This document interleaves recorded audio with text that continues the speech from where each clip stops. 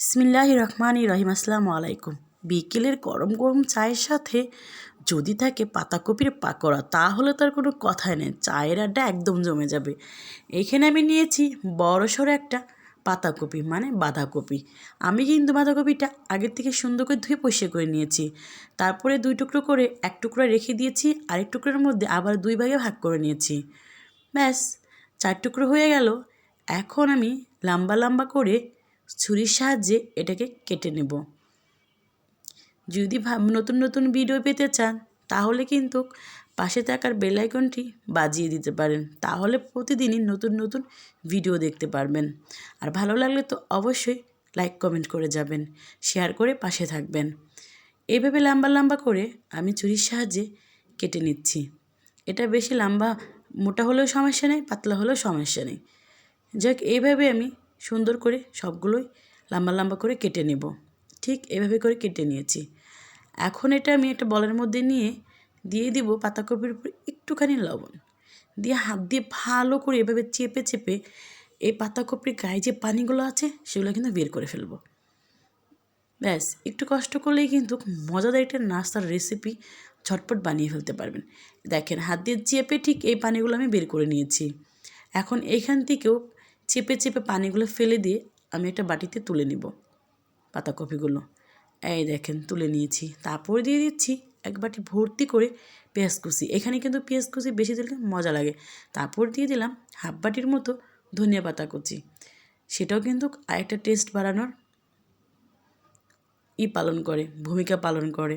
যাই হোক, আবার দিয়ে দিয়েছি 3 থেকে 4টা কাঁচামরিচ কুচি। দিলাম 1 চামচ মরিচের গুঁড়া, 1 চামচ হলুদের গুঁড়া, আর দিয়ে দিলাম ভাজা জিরার গুঁড়া 1 চা চামচ। তারপর দিয়ে দিলাম পরিমাণ মতো লবণ। আর এখানে অ্যাড করতে হবে চালের গুঁড়া, আতপ চালের গুঁড়া। যদি চালের গুঁড়া না থাকে সেই ক্ষেত্রে 1 বাটি কর্নফ্লাওয়ার দিতে পারেন।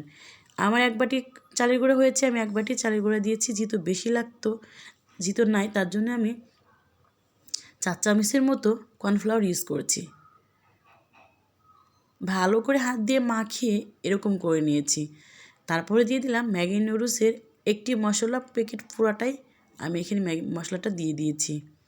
দিয়ে আবার হাত দিয়ে সুন্দর করে মাখিয়ে নিচ্ছি। এইভাবে মাখানোর পরে সুন্দর একটা পেঁয়াজু যেভাবে আমরা বানাই ওইভাবে একটা শেপ দিয়ে নেব। ঠিক এইভাবে আমি পেঁয়াজু বানানোর মতো করেই শেপ দিয়ে নিচ্ছি। আগের থেকে প্যানের মধ্যে বেশ কিছুটা তেল গরম করতে দিয়েছিলাম, আর তেলটা মিডিয়াম আঁচের থেকে আরও কম রাখতে হবে।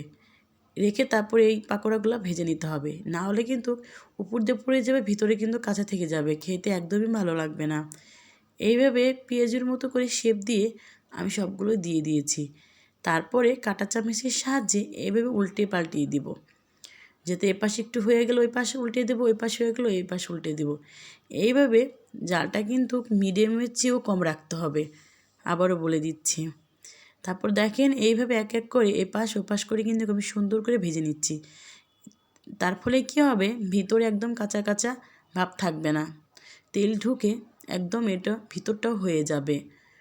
এইভাবে যখন এই কালারটা চলে আসবে তখনই কিন্তু তুলে নিতে হবে। এখানে আমি কাঁটা চামচের সাহায্যে সবগুলো তুলে নিচ্ছি। একটু বাড়াবাড়ি করতেছিল, গরম তেল থেকে উঠতেই চাচ্ছিল না, যেহেতু শীতের সময়। যাই হোক, ওকেও কিন্তু জোর করে তুলে নিয়েছি আমি। তুলে পরিবেশন করতে চলে আসলাম। দেখেন কত সুন্দর হয়েছে, আর এক টুকরো দিয়ে কতগুলা পাকোড়া হয়েছে। ভালো থাকবেন, সুস্থ থাকবেন। নতুন কোনো ভিডিও নিয়ে আবার দেখা হবে। আল্লাহ হাফেজ।